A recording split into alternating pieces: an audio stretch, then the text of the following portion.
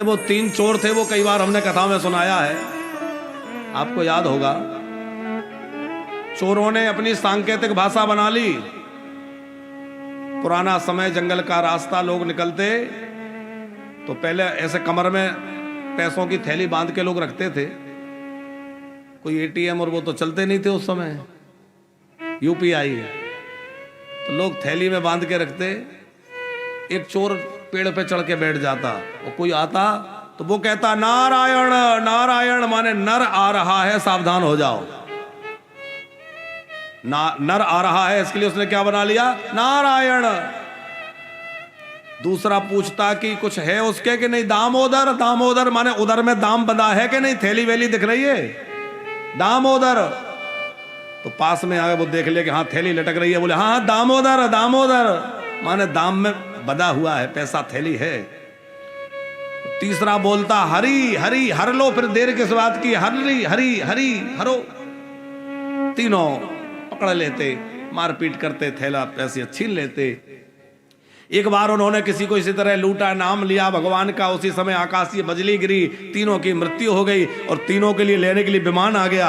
ये आश्चर्यचकित हो गए, भाई विमान क्यों आ गया, हमने तो जीवन भर पाप किया है। बोले पाप तो किया है, पर मरते समय तुमने भगवान का नाम लिया और नाम के बाद कोई पाप नहीं किया, इसलिए अब तुम भगवान के धाम को जाओगे, तुम पाप से मुक्त हो गए। अब आप विचार करो, डाकू भी भगवान का नाम से मुख से नाम निकाल दे तो कल्याण हो जाए। हम लोग श्रद्धा से नाम लेंगे तो कल्याण नहीं होगा, है? इसलिए भैया खूब प्रेम से राम राम कहिए, नारायण कहिए, कृष्ण कहिए, राम कहिए, गोविंद कहिए, जो नाम अच्छा लगे कहिए, पर नाम का सहारा लिए रहिए। देखो यज्ञ करना हर किसी के बस का नहीं है, योग साधना सबसे नहीं हो सकती, ध्यान करना बड़ा मुश्किल है। माला लेके बैठते हैं, जो याद करना है वो याद नहीं आता, बाकी सब याद आ जाता है। जिसके याद करने बैठे वो याद नहीं आता, बाकी दुनिया याद आएगी।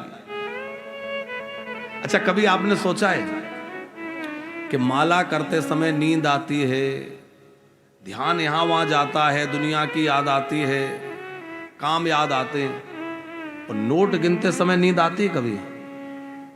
कि गड्डी गिनते समय नींद आ जाए, कि ध्यान इधर उधर भटक जाए, कोई बात भी करे तो बुरा लगता, बोले चुप रहो भूल जाएंगे। क्यों? क्योंकि पैसे को हमने महत्वपूर्ण मान लिया है, इसलिए उसके गिनते समय ध्यान इधर उधर नहीं होता।